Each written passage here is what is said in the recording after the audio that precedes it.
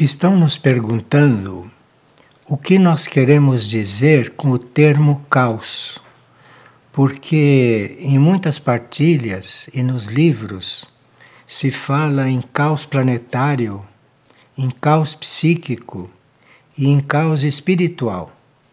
E a pessoa está perguntando o que é a diferença, o que queremos dizer com isso e qual é a diferença entre caos planetário, caos psíquico e caos espiritual. Então, o caos é um estado de confusão, de mistura de coisas, em desequilíbrio, em desarmonia, é um estado de desarrumação. Então se chama um estado de caos. Agora, o caos planetário é esse estado desequilibrado, todo espalhado pelo planeta, como nós vemos nos dias de hoje, não? Agora, o caos psíquico não diz respeito ao planeta. O caos psíquico diz respeito no plano da mente e da alma humana. Então, quando se fala em caos psíquico, se está falando na desordem na mente e na alma humana, nesse nível anímico, mental. E caos espiritual é quando existe essa desordem além dos nossos corpos, além da mente, além do estado físico. Então, quando isto está nos mundos imateriais, nos planos menos materiais, então aí se chama de caos espiritual, que é muito mais grave, não? Agora, a pessoa pergunta: como nos preparar para não ser engolido pelo caos planetário? Nós temos aprendido dos nossos instrutores internos que nós não seremos engolidos pelo caos planetário quando nos mantivermos em oração. Então teríamos que entrar em um regime orante, que cada um vai organizar conforme as suas possibilidades, conforme a sua fé, conforme a sua compreensão. E enquanto ele estiver nesse regime orante, enquanto ele se dedicar à oração, enquanto isto for se tornando habitual para ele, ele está com uma certa proteção dentro desse caos. E segundo o nível em que ele ora, segundo o valor da sua oração, ele estará mais ou menos imunizado do caos planetário. E a mesma pessoa pergunta como ele pode colaborar nesses momentos agudos do caos planetário que se aproximam. Porque nós estamos avisados que o caos que já existe no planeta todo vai se ampliar. E ele está perguntando como é que ele pode colaborar nesses momentos. Então, você vai colaborar cuidando de que o caos não se estabeleça em você. Porque aí, se o caos não se estabelecer em você, você vai ajudar no equilíbrio quando isso estiver mais agudo. Então, você procure manter a ordem, manter a harmonia, não? Manter o não caos dentro de você e só com isso você já estará colaborando. Aliás, é algo que hoje é um serviço. Você não colaborar com o caos planetário. Mas isso precisa que você esteja cuidando da ordem, da harmonia, cuidando do alinhamento entre os seus planos de consciência dentro de você. Agora, o outro sentido de caos é um sentido platônico. Platão era um filósofo grego que viveu muitos séculos antes de Cristo. E ele tinha a sua ideia sobre o caos, mas que não é tema para esta partilha. Um dia falaremos no caos, segundo Platão, e que não tem nada a ver com o que nós dissemos. Mas para nós, para o nosso uso, para a nossa vida atual, a nossa compreensão de caos é muito útil no sentido em que foi exposta. E uma outra pessoa está muito preocupada com o assunto da cremação. Não é? Cremação é aquilo que se faz com o nosso corpo quando nós desencarnamos. E ela pergunta se cremar um corpo, se isso diz respeito ao nosso desapego. E como é que nós nos preparamos durante a encarnação para deixar a orientação de que o nosso corpo deve ser queimado depois da nossa desencarnação. Então, parece que a lei mandava que o indivíduo deveria deixar uma autorização para ser cremado. Mas depois isso entrou num certo hábito e hoje é um hábito que já está introduzido, que muitas pessoas estão querendo cremação.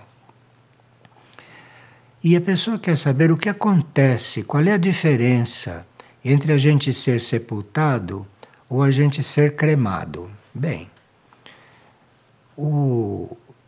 há muitas pessoas que deixam instruções para serem cremados por uma questão de higiene planetária, para colaborar na higiene do planeta.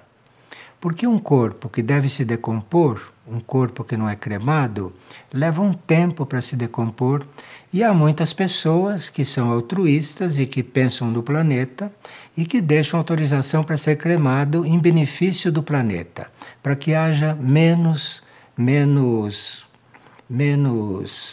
contaminação do planeta, não é? Que é uma coisa mínima, mas é muito importante como intenção. Agora, essa mesma pessoa pergunta: e é melhor que a pessoa deixe isso por escrito ou que a família decida? Bom, se a pessoa deixa isso por escrito, é melhor, porque é sinal que ela se preparou. A família decidindo, a família toma uma responsabilidade que pode ser uma coisa positiva para a família ou não, no seguinte sentido. Porque para se cremar uma pessoa, seria bom, se cremar o corpo, não de uma pessoa, seria bom que passasse um número de horas suficiente. E existe uma lei, não é, que a gente não pode sepultar antes de um certo número de horas, mas se a pessoa for muito apegada à vida, se a pessoa for muito ambiciosa, ou se a pessoa tiver muitos desejos descontrolados, é sempre melhor, se ela for apegada à vida, enfim, será melhor deixar um pouco mais, para que, havendo a cremação, toda a parte psíquica, toda a parte dos planos, dos corpos sutis, já tenham se desligado do corpo. É bom que o corpo esteja completamente desocupado se for ser cremado. Porque a cremação expulsa do corpo, a cremação permite que saia mais rápido todos esses resíduos psíquicos que ficam no corpo. De forma que a cremação possibilita uma agilização da sua saída do corpo. Então é por isso que pessoas mais conscientes e seguras de si deixam autorização para serem cremadas. Não por uma questão de higiene somente, mas também por uma questão dela poder sair do corpo com mais facilidade. Porque durante a cremação o que ficou no corpo é praticamente expulso. E isso quem quer se liberar, quem quer fazer uma vida do outro lado, o quanto antes acontece isso é melhor. E o quanto mais facilmente acontece isso é melhor. Depois, quando a pessoa está desapegada do seu corpo e, portanto, deixa autorização para ser cremada, a sua desencarnação é mais suave. Ela desencarna com mais facilidade, porque ela já está na intenção de desocupar logo o corpo. Isso tudo facilita o nosso processo. Inclusive facilita o nosso processo lá do outro lado da vida. Porque se a gente entra no plano astral, que é para onde a gente vai de imediato, não? Se a gente entra no plano astral tendo sido cremado, não tem mais, não tem mais um fio que reste com a parte material da história, com a parte material do corpo. Agora, a pessoa pergunta também se a cremação deve se estender aos animais, porque ela teve uma cachorrinha durante 12 anos e quando a cachorrinha desencarnou, ela pediu que cremassem o corpo da cachorrinha. E ela disse se no caso dos animais acontece a mesma coisa. Bem, claro que se está pensando em higiene, se crema os animais também. Agora, para se cremar um animal, é preciso esperar o mesmo número de horas, porque o animal aí já pode ter uma semente de alma dentro dele. O animal já pode ter uma vida astral, no plano astral, enquanto encarnado. Então, se ele tem uma vida astral enquanto encarnado, é que ele já tem um corpo astral. Então é melhor não sepultar o animal em seguida. Deve-se deixar passar aquelas 12 horas para depois sepultar o animal ou cremar o animal.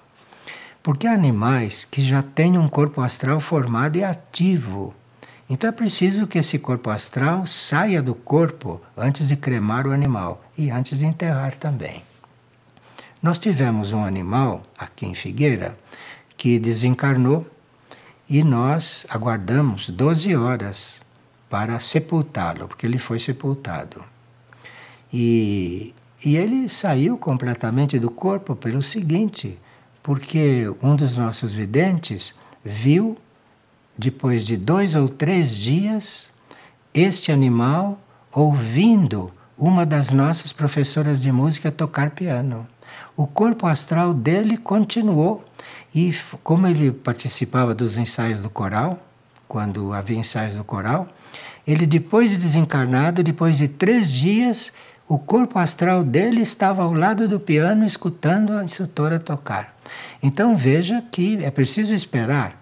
O animal também precisa ter aquelas horas necessárias para ele se desligar completamente do corpo. Bom. Então, isso é uma questão de consciência e o melhor será que a gente mesmo decida e, nesse caso, deixe autorização.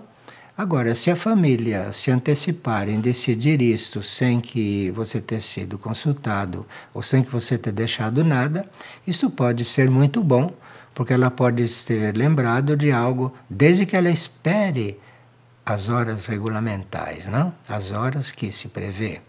Porque aí é garantido que o corpo será cremado sem que isso tenha repercussão no seu corpo astral ou nos seus corpos sutis. E uma pessoa está perguntando que diferença pode haver para a consciência que transcende e que diferença pode haver em a gente ter a intenção de ser cremado ou de a família, não é? A família determinar que seja cremado. Então, se a intenção foi boa e se esperou as horas regulamentares, está tudo certo. Agora, quando a família decide, é bom que se espere um pouquinho mais, não é? Porque se a pessoa que desencarnou ainda não desencarnou completamente, ainda tem algum fio ligado a alguma coisa do corpo físico, é melhor esperar mais um pouco. E o animal também depende do animal. Se era um animal não apegado aos seus tutores, não apegado ao seu ambiente, então tranquilamente se pode sepultar ou cremar depois das horas. Agora, se é um animal muito ligado aos seus tutores, como existem alguns, não? E é um animal muito ligado ao seu ambiente, então é preciso esperar mais um pouco. É bom esperar mais um pouco, porque aí espera-se que o corpo astral saia do animal e aí se pode cremar ou sepultar sem problema. A nossa situação, se devemos ser cremados ou não, é uma coisa que depende muito. Isso pode mudar. Houve um momento, por exemplo, que eu fiz uma declaração de que eu gostaria que cremasse o meu corpo. Passaram alguns anos e recebemos uma orientação do alto que eu não deveria queimar o meu corpo. Porque o meu corpo teria que ser sepultado, porque o meu corpo, não eu, o meu corpo ia fazer um trabalho químico com a Terra. E não se explicaram o que era isso. Então, no mesmo momento, eu anulei a minha declaração de que queria ser cremado. Anulei isto. Mas depois, isto passou e parece que hoje eu posso optar por uma coisa ou outra. Porque alguma situação a qual eu estava coligado mudou. Então, a gente não pode ser muito radical nesse assunto. Hoje, por exemplo, eu não sei se eu devo deixar autorização para ser cremado ou se eu devo pedir para ser sepultado. Hoje eu não sei. Espero ter claro isso. Isso é uma coisa importante e é bom mesmo que as pessoas pensem nisso, porque isto tem uma certa influência depois da desencarnação. Nós nos sentimos muito mais livres se formos cremados. Nos sentimos muito mais livres e o corpo se desocupa com muito mais rapidez, o que é muito bom. E se formos cremados, é também uma oferta para a Terra ser um pouco mais higienizada. Bem, agora uma pessoa fez várias perguntas e disse o seguinte: eu ainda não compreendo o que é energia criativa. E eu gostaria de saber o que é energia criativa e como usá-la adequadamente. Então, quando nós estamos empregando a nossa energia na realização do plano evolutivo, então aquela energia se torna criativa. Porque eu estou empregando a minha energia no plano evolutivo. Então, isso é uma energia criativa. E como utilizá-la adequadamente? À medida que você vai empregando a sua energia no plano evolutivo, você vai tendo intuição e clareza de como aperfeiçoar aquilo. Mas a energia se torna criativa é quando ela é empregada no plano evolutivo e não empregada em coisas que não são evolutivas. E ela pergunta: o que são a energia sexual e a energia monetária? Existe ligação entre elas? Bom, o que nós chamamos de energia sexual é a nossa energia reprodutiva e a nossa energia mais material, que está, em princípio, originariamente na base da coluna. Então, essa é a energia sexual que está na base da coluna ou está mais atuante nos órgãos sexuais, e essa energia chama-se sexual porque ela é usada para a reprodução da espécie. Agora, quando ela não é usada na reprodução da espécie, essa energia sexual, essa energia vai subindo pela coluna e vai fazendo todo um trabalho no nosso corpo etérico, à medida que sobe pela coluna.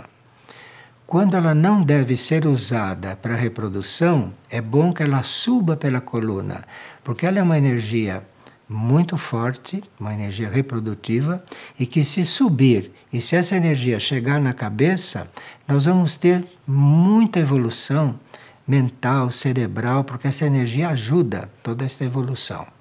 Agora, quando não se tem, então, que procriar, essa energia subiria para a cabeça. A não ser que a gente use a energia, não para procriação, mas continue usando a energia. E aí ela deixa de subir tudo que poderia subir. E a sua mente, a sua consciência não se expande tanto como se expandiria se ela não fosse usada para fins, para fins humanos que é tão usada. Agora, a energia monetária é uma energia que, já que existe, já que foi introduzida na Terra, ela deve ser geradora de recursos para nós colaborarmos com o plano. Então, ambas as energias, a sexual e a monetária, são úteis e benéficas quando são usadas na materialização do plano, principalmente a monetária. Agora, nós só conseguimos usar a energia monetária dentro do plano evolutivo, isto é, usando esta forma de energia para servir ao plano evolutivo, é quando não nos sentimos proprietários da energia monetária. Quando você se sente dono do dinheiro que passa por você, você não pode liberar esta energia como deveria. Então, nós temos a ilusão de que temos dinheiro. Nós temos a ilusão de que possuímos dinheiro. E há pessoas que dizem, eu sou rico, possuo muito dinheiro. São os iludidos, porque a energia monetária passa por nós. A energia monetária não é nossa. Ela passa por nós e, dependendo da forma como nós a usamos, vai ser a nossa maior ou menor liberdade diante dessa energia, que é muito característica para manter os homens apegados a tanta coisa. A energia monetária é uma faca de dois gumes, não? E em certos casos, para a alma do indivíduo, para o espírito do indivíduo, é melhor que ele tenha carência de energia monetária do que tenha excesso de energia monetária. Se ele não sabe usar a energia monetária, para a alma é melhor que ele seja um carente. Agora, aqui na Terra não se pensa assim, e as pessoas chegam até a acumular energia monetária. Chegam até a acumular. Toda a energia monetária acumulada é energia monetária que não está sendo posta para circulação. Então é o oposto do que se deve fazer com a energia monetária. A energia monetária não foi criada para se acumular. A energia monetária foi criada para circular. Então quem a acumula está fora de uma lei básica.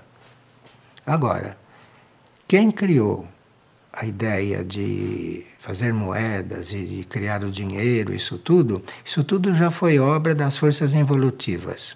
Porque a ideia da criação não era que existisse nada disso.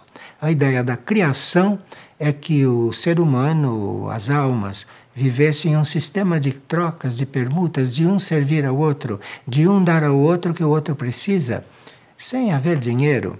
Mas isto foi uma utopia, e quando as forças involutivas introduziram isto na Terra, o que seria uma grande prova para as almas todas, não?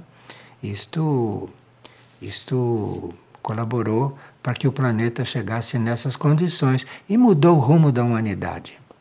Porque nós não podemos imaginar a humanidade como se estivesse num paraíso, não? Que foi assim que era a ideia para nós.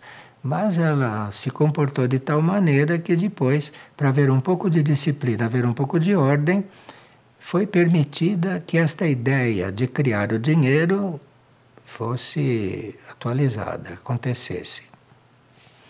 Mas essa energia monetária, já que existe, e que a Terra não é um paraíso, mas é um laboratório, e nós todos precisamos aprender a lidar com a energia monetária, embora não estivesse nos planos da criação, então nós temos grandes problemas com isso, para não nos perdermos, para não perder o nosso equilíbrio e para não nos deixarmos governar pela energia monetária. Isto é uma fraqueza de muitos, não? Como vocês sabem. Bom, E isto parece que vai até o fim nesse ciclo do mundo e vamos ver o que acontecerá na nova Terra com uma nova humanidade. Então, e ela então quer saber, essa energia sexual, quando sobe para a garganta e propicia a verdadeira utilização da energia criativa, o que é que está acontecendo? Bom, se essa energia espiritual vai subindo, na hora que ela chega na garganta, começa a vida criativa. As suas ações, as suas coisas são em benefício do plano. Isso está coligado. E ele pergunta, e como se consegue que isso aconteça? Bom, há pessoas que têm uma alma bastante decidida, radical, então a pessoa vive em castidade física, emocional e mental.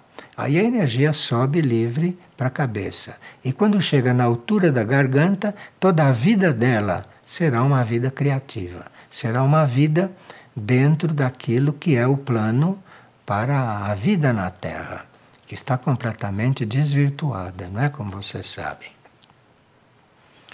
E ela pergunta o que é a verdadeira criatividade nesse contexto. Bom, a verdadeira criatividade é aquilo que é resultado do que a alma indicou.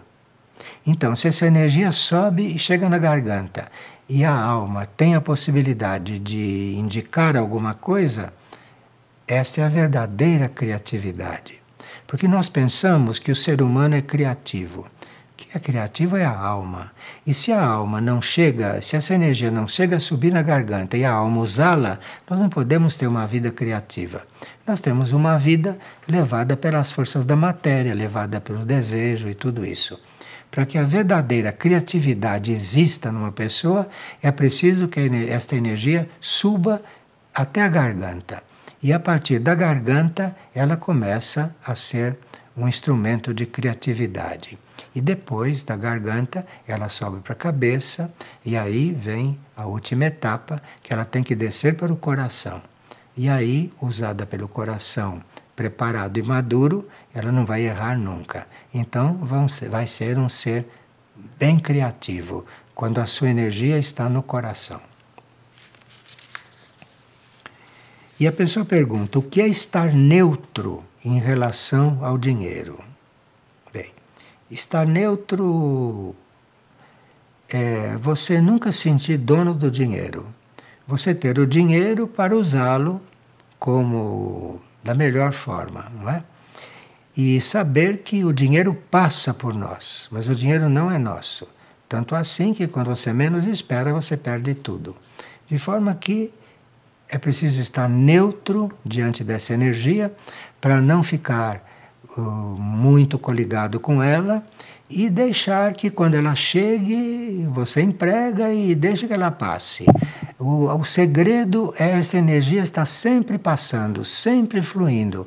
Porque se você não a retém, é sinal que você vai empregá-la. E se é que se pode chamar energia monetária de sadia, ela vai ficando sadia é à medida que flui, é à medida que circula. E se circulasse, não é? Não havia pobres e ricos, não havia nada disso. Mas o verdadeiro motivo para haver pobres e ricos não é só esse.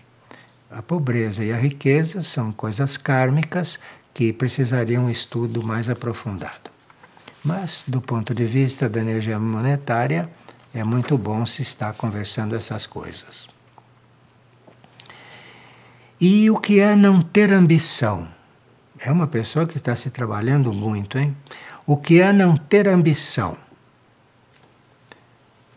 Se você trabalha sem ter desejos, se você trabalha não por desejo, se você trabalha porque o trabalho é necessário, porque o trabalho é válido, porque o trabalho é preciso que exista, então, se você consegue trabalhar livre sem ter desejos, não é? Então, esse trabalho feito sem um desejo egoísta, esse trabalho deixa de alimentar a ambição. Agora, se esse trabalho não é feito dessa forma, a ambição sempre aparece.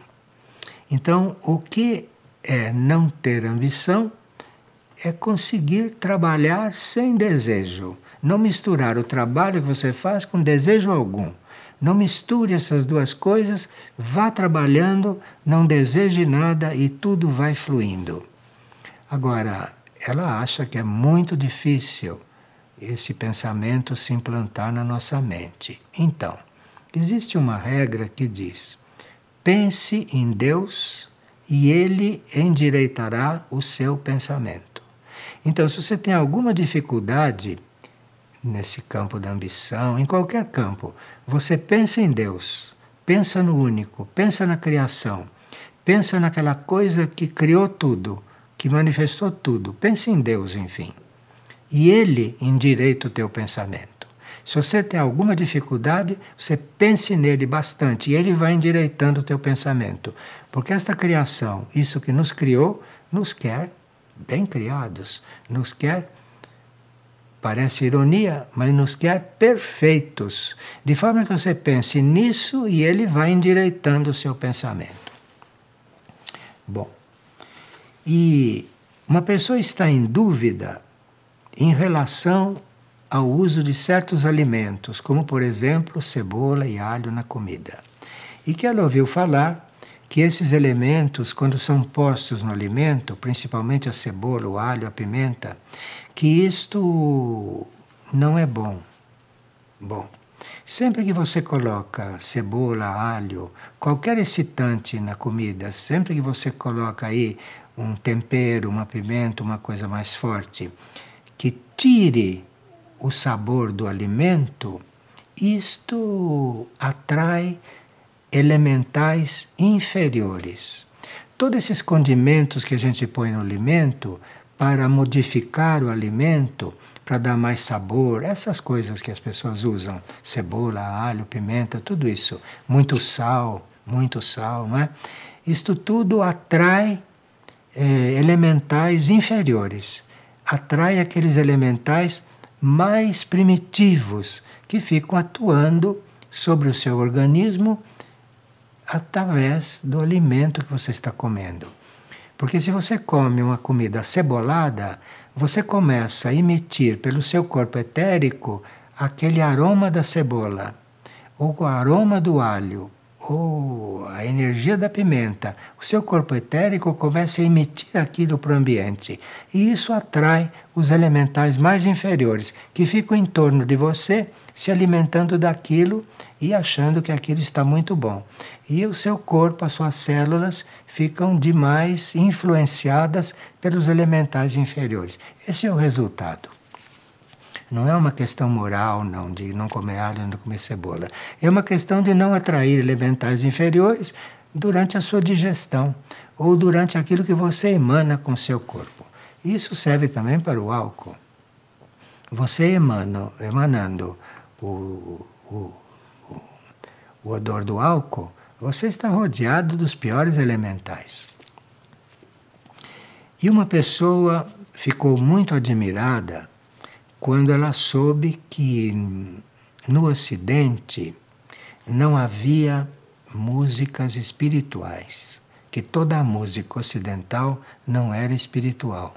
Ela foi informada disso e queria saber qual é a verdadeira realidade. Bom, que no Ocidente não faz música espiritual, isso não quer dizer que o planeta nunca faça. No Antigo Oriente, quando a flauta era muito usada, no Antigo Oriente, ali foi o único lugar, a única região onde surgia a música espiritual. No Ocidente, a música espiritual, segundo um ser muito avançado, que não era terrestre, era um ser de Sírius, que foi filósofo aqui na Terra. Ele disse que, e portanto, lá em Sírius, na estrela Sírius, se sabe, não, o que é coisa espiritual. Então ele disse que no Ocidente só houve música espiritual no coral da Nona Sinfonia de Beethoven e em alguns trechos de Mendelssohn, que todo o resto da música clássica ocidental não é espiritual. Aí se perguntou por quê? Diz porque para produzir música espiritual precisa que o indivíduo esteja em contato com o plano espiritual. E, infelizmente, os grandes musicistas do Ocidente, inclusive os clássicos, nem sempre estavam em contato com o plano espiritual porque não faziam vida espiritual. Então você pode pegar a biografia dos maiores, que são considerados os maiores compositores do Ocidente. E pela biografia você vê que eles não faziam vida espiritual. Estavam um pouco longe da vida espiritual e, portanto, segundo esse siriano, que era de Sírios, dizia que na música terrestre só existia o espiritual quando havia música oriental nesse sentido.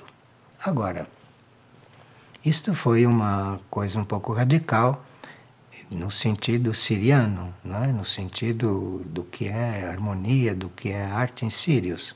Agora, sabe-se que houve já muitas tentativas de fazer música diferente aqui no Ocidente. O Papa Gregório criou o canto gregoriano. No canto gregoriano existem sinais de vida espiritual, mas também depende de quem está cantando. Se o monge que está cantando não tem coligação espiritual, o canto gregoriano não tem vibração espiritual. Depende de sempre quem executa. Então, claro que o canto gregoriano instalado nos monastérios por Papa Gregório, esse canto gregoriano podia ter momentos que não fosse espiritual, porque os monges podiam não ser tão harmoniosos, não podiam ser tão purificados a ponto de fazerem uma música, cantarem espiritualmente. Enfim, a música espiritual começa a existir, começa a estar presente quando quem a está executando, ou cantando, ou produzindo, tem contato com o nível espiritual. Senão não é música espiritual. Então é nesse sentido que o siriano talvez falasse.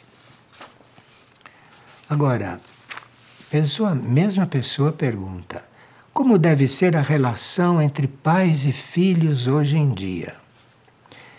E ela diz: como mãe de adultos, estou muito admirada com a diferença do meu tempo. Parece que os filhos hoje são egoístas, desrespeitosos e sem nenhum senso de comunidade familiar. E que ela não entende o que está acontecendo. Bom, todas as almas que estão encarnando nesta época, elas receberam um impulso, antes de encarnar, muito diferentes das almas que encarnavam antigamente, como a sua, por exemplo. Quando você encarnou, você teve um certo tipo de impulso. Um impulso que era mais tradicional, um impulso que era mais para continuar uma civilização, continuar uma cultura, continuar um certo tipo de espiritualidade. Os que estão nascendo agora não estão recebendo o mesmo impulso.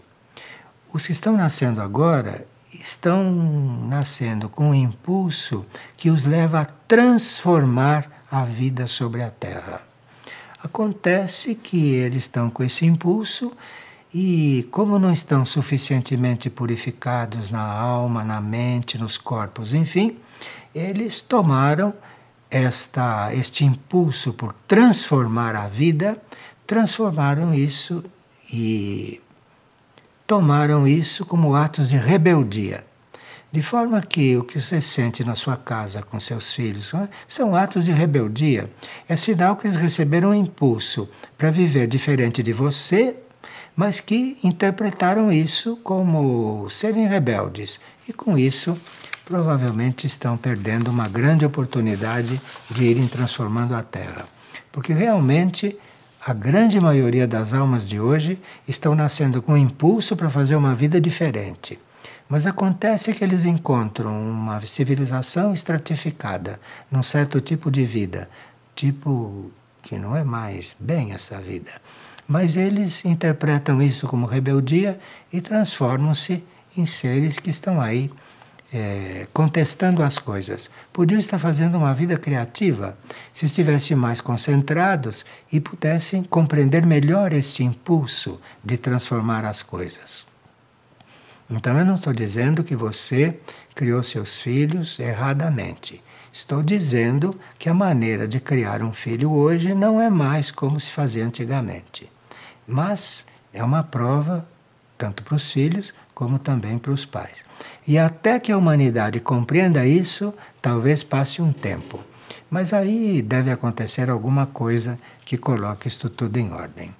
Bom, aqui uma pessoa diz que gostaria muito de nos conhecer aqui em Figueira. Gostaria muito de estar conosco, não é? E que ela gostaria de saber o que ela pode fazer melhor na vida dela. Bem, se você quer fazer algo melhor na sua vida, comece por orar. Você comece por orar. Faça uma vida de oração, introduza a oração nos seus hábitos, porque aí a oração vai inspirar você e pode até te ajudar a você fazer uma vida melhor. Mas se você quiser estar segura, você comece a orar e adquira o hábito de orar. E quando orar, faça isso em intenção, em fazer a vida que você gostaria de fazer como alma. Porque, em geral, a vida que a gente quer fazer pode não ser a vida correta. Então você ore, ore, ore, ore pelo planeta, ore pelos pobres, ore por tantos motivos, não é? Ore para você fazer a vontade superior e aí começará uma mudança em você. Você vai ver. Agora é preciso continuar orando, porque se nós deixamos de orar muito tempo e se os nossos corpos, a nossa mente se desabituou de orar, é preciso um trabalho lento, profundo e muito, muito decidido. E aí você vai ver que sua vida vai começar a tomar outro rumo. Agora, quando orar, não peça para que aconteça alguma coisa na sua vida, porque a oração tem força e pode acontecer na sua vida uma coisa que não seria o melhor. Você, quando ore, ofereça essa oração para que você tenha a luz do que fazer na vida. Não diga o que você quer, você peça a luz para viver como deve, para viver como você tem que viver. Você vai ver que a oração vai ajudar muito. E aqui uma pessoa diz que tem uma dúvida profunda sobre o sofrimento dos animais neste planeta. Ela, por exemplo, diz que compreende por que a humanidade sofre, porque a humanidade mesma é que cria, não as suas situações. Mas ela pergunta, e os animais? Os animais sofrem porque nós os fazemos sofrer. Como é isso? Ela não entende isto. Que ela pode justificar o sofrimento humano, mas ela não vê nos animais razão para sofrerem tanto. Bom, a ignorância humana do que são os reinos da natureza e a ignorância humana da sua participação na evolução dos reinos da natureza é uma ignorância muito grande. Então, a humanidade não tem a noção de qual é o papel dela diante dos reinos da natureza. A humanidade ignora como é que ela deve estar diante dos reinos da natureza para colaborar na evolução dos reinos da natureza. E come os animais, como você sabe, né? Chega a comer os animais e extrair dos animais uma porção de produtos que ela não necessitaria se usasse o reino mineral, o reino vegetal. Não precisaria usar o reino animal para isso. Não? O reino animal está aqui para ser bem conduzido pelo reino humano, de forma que o reino animal comece a ter dentro de si uma alma, em cada animal, e não ser destruído pelo reino humano. Então essa é uma das causas do sofrimento do reino animal. É o que o reino humano faz com eles. Agora, A outra causa é o karma da vida animal. Assim como nós temos um karma da vida humana, os animais também têm o karma da vida animal. Porque os animais nem sempre foram esses animais domésticos que nós conhecemos hoje. Na pré-história, os animais eram muito diferentes do que são hoje. E era tudo reino animal. Então, esse reino traz um karma. E nós deveríamos ter consciência de não sobrecarregarmos este karma, mas de tratar de liberá-los desse karma. E se nós ajudássemos os animais a serem liberados do próprio karma, nós seríamos ajudados muito mais a liberar do nosso karma. Porque existe uma lei que diz: é dando que se recebe. Então você precisaria colaborar com o reino animal para ele ter um karma mais aliviado, não é? Para você ter o seu karma aliviado. Mas esse sofrimento do reino animal não está a causa dele somente na nossa ignorância, porque não sabemos como tratá-lo. Está também no karma deles. E claro que cada vez que você sacrifica um animal, aquele que ele manifesta, não como ódio, como protesto, aquilo vai sobrecarregar o karma dele. Então fica um círculo vicioso que vai precisar realmente uma grande purificação no planeta para que tudo isso se redimensione. Agora, se você começar a pensar em como você pode colaborar para que o sofrimento animal seja menor, você veja que rumo você toma, porque isso vai refletir também em você, vai refletir também no alívio do seu próprio sofrimento, que como reino humano você tem uma parte. E outra pessoa está perguntando qual é a diferença entre indiferença e neutralidade. Bom, indiferença é completamente diferente de neutralidade. A indiferença é um sentimento negativo. Quer dizer, você está indiferente, você está não interessado na criação. Você não está interessado naquilo que existe como modelo criador. Então, a indiferença é muito negativa, porque dentro de qualquer coisa que exista, dentro de tudo que existe, existe o positivo também. É que nós não conseguimos ver o positivo em uma coisa que é tida como negativa. E não conseguimos ver no positivo aquilo que é negativo. Nós estamos um pouco confusos nisso. Então, naquilo que, quando você está com indiferença por alguma coisa, você está numa posição negativa. Agora, quando você está neutro, quando você não está nem positivo nem negativo, você está neutro, você vai ver. É uma condição muito necessária para você colaborar mais com o seu próximo. Você vai colaborar muito mais com o seu próximo se você estiver neutro diante da situação dele, sem julgar a situação dele. E neutro também com respeito a qualquer coisa que você possa pensar daquilo. Então a neutralidade é uma condição para você poder fazer o bem para alguém. Se você não está neutro diante do assunto, você não está ajudando, você está reforçando alguma parte.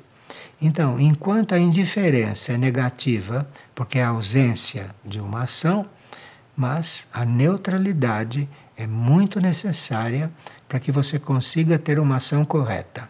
Sem neutralidade durante a sua ação está sempre carregada ou de negatividade ou de excesso de intenção, o que não é neutralidade. Você ter uma intenção em excesso, isso não é neutralidade, isso é muito desequilibrado.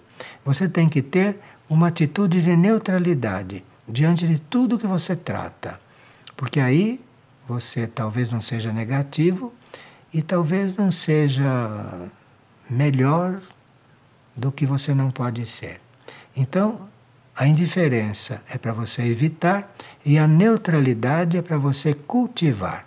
Porque quanto mais neutro você estiver numa situação, mais você vai ajudar aquilo em um bom sentido.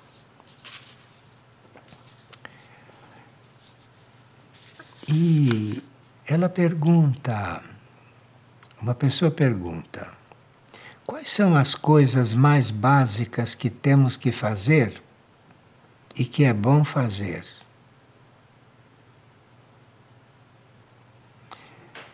Olha, se você não alimentar os próprios desejos, você vai fazer aquilo que deve fazer, aquilo que pode fazer, sem carregar muito coisas que são inúteis.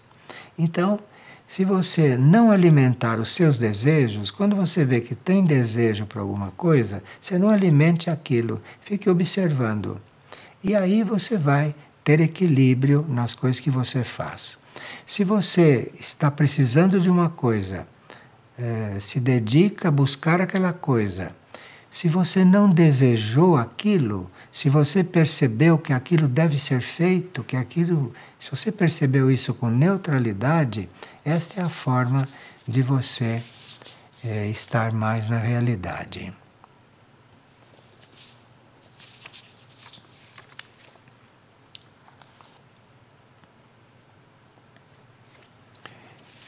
E aqui uma pessoa diz que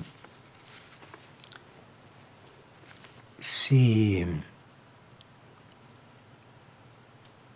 nós buscamos orar para o rosário segundo o que pede Nossa Senhora, e se o Cristo nos pede também orações, por que será que nós recebemos pedidos de ambas as entidades? Será que o que Nossa Senhora fizer não será suficiente e o que Cristo quiser não será suficiente? Como é isto? A humanidade é uma verdadeira fonte de ações fora das leis universais. Em geral, o que a humanidade faz está fora das leis universais. De forma que, para levar a humanidade a modificar o seu modo de ser, é necessário tanto a energia positiva do universo, a energia masculina, como é necessário a energia feminina, a energia criativa do universo.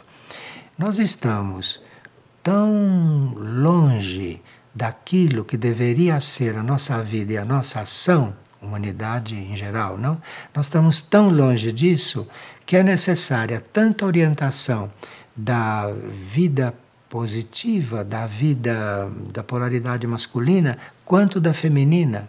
Nós precisamos dessas duas polaridades, porque é uma energia diferente. Então, aquilo que Cristo nos ensina vem com um ar de polaridade masculina. E aquilo que Maria nos ensina vem com esse ar de polaridade feminina. Não é só um ar, não. É uma energia real, nesse sentido. E nós precisamos do equilíbrio dessas polaridades. Porque uma grande causa de nós termos uma vida errada é porque não temos dentro de nós a harmonia entre essas duas polaridades. E embora Cristo seja uma entidade cósmica e Maria também, elas estão aqui também representando esses dois aspectos da criação. Então nós não estaremos numa formação unilateral. Nós estamos sendo adestrados, estamos sendo conduzidos, estamos sendo ensinados pelo aspecto masculino da criação, como estamos sendo instruídos pelo aspecto feminino da criação.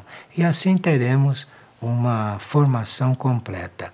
Isto é uma coisa muito oculta, mas que está tanto no trabalho de Maria quanto no trabalho do Cristo. E se você procurar seguir os dois, você estará equilibrando esses dois aspectos da criação, sem os quais não haveria criação, não, como se sabe. E uma pessoa está perguntando como se dará a realização dessas 3.000 Ave Marias que que estão marcadas para acontecer em Figueira no dia 3 de novembro. Porque ele disse que em um dia não é suficiente para se fazer 3.000 Aves Marias. Um dia não basta para isso.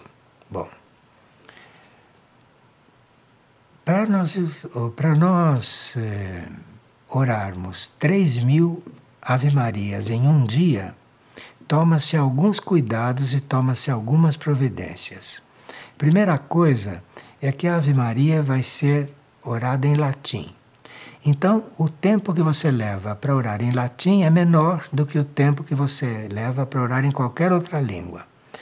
Além disso, o dia de oração vai começar às 5 horas da manhã e vai terminar na madrugada do dia seguinte, de forma que há um espaço suficiente para você orar 3.000 Aves Marias em latim. Agora, você perguntará, mas eu não sei latim, não sei orar em latim, o que vou fazer aí? Você vem aqui porque aqui existe uma intenção e uma colocação de se fazer 3.000 Ave Marias. E mesmo que você venha aqui, não ore em latim e faça 50 Ave Marias, você está colaborando na intenção de fazermos 3.000. Cada um que vier aqui e passar as horas que quiser e puder orando, ele está contribuindo para que haja essas 3.000 Ave Marias. Nós já conseguimos fazer em grupo 1.000 Ave Marias em 6 horas. Portanto, poderemos chegar a 3.000 em um dia inteiro e mais uma manhã de um outro. Porque já temos essa experiência com as 1.000. Agora, nem todos que estão aqui para orar as 1.000 Ave Marias ou as 3.000 orarão na mesma velocidade. O importante é que haja 3.000 Ave Marias tendo sido ditas. Então você chega aqui e vai fazer o que você quiser, o que puder. Agora, se você na sua casa orar quantas Ave Marias quiser, no idioma que quiser, na intenção de estar se somando a essas 3.000 Ave Marias, elas estarão sendo somadas, compreende? Então vai ser sim possível, se Deus quiser, nós fazermos as 3.000 Ave Marias naquele dia, que será no dia 3 de novembro. E você, de onde quiser, pode daí fazer quantas quiser, em intenção que se some 3.000. E aqui estaremos com as 3.000 que foram pedidas, porque parece que essas 3.000 Ave Marias realizadas com o nosso coração, o nosso empenho, vão poder servir para que coisas importantes aconteçam. Porque os instrutores divinos, as entidades espirituais, aqueles que nos guiam, só podem fazer certas coisas pelo planeta e para nós se houver uma intenção nossa, se houver uma resposta nossa, ou se houver um pedido nosso. Então, se nós estamos nos dispondo a realizar 3.000 Ave Marias, o universo vai responder a isso. O universo vai responder a isso. E Maria já nos disse que se essas 3.000 Ave Marias forem rezadas, que ela vai fazer muitas coisas com essas Ave Marias, com essas 3.000 Ave Marias. Coisas que talvez não esteja podendo fazer. Porque essas entidades cósmicas estão estritamente dentro da lei. Então não pode fazer nada fora da lei. Então, se nós não tivermos um apelo para o alto, que seja um apelo significativo, muitas coisas elas não podem fazer fora da lei. Fora da lei da petição. Porque tem coisas, como a energia não se gasta, tem coisas que o alto só pode aplicar a energia quando você quer, quando você sabe o que vai fazer com ela, quando você não vai desperdiçar essa energia. Então, se nós nos dispomos a organizar 3.000 Ave Marias, eu acredito que isso seja muito bem aceito, muito bem recebido, e o alto poderá fazer muitas coisas, acho que em benefício da paz mundial, que está muito por fazer. há muita necessidade de paz no mundo. E só pode haver uma intervenção superior para que haja paz no mundo se alguém pedir paz, se alguém se oferecer para alguma coisa. Então nós estamos imaginando que essas 3.000 Aves Marias vão pesar na balança que deve equilibrar a paz no planeta. Isto é a nossa intenção e é para isso que nós estamos convidando. Agora, não pense que você vai chegar aqui às 5 horas da manhã, começar a rezar Ave Marias e irá até o dia seguinte. Não. Aqui há centenas de pessoas que vão se revezar nesse trabalho. Então, é possível que nós tenhamos até mais de 3.000, viu? Pode ser que a gente tenha até mais de 3.000 feitas. Obrigado pela atenção.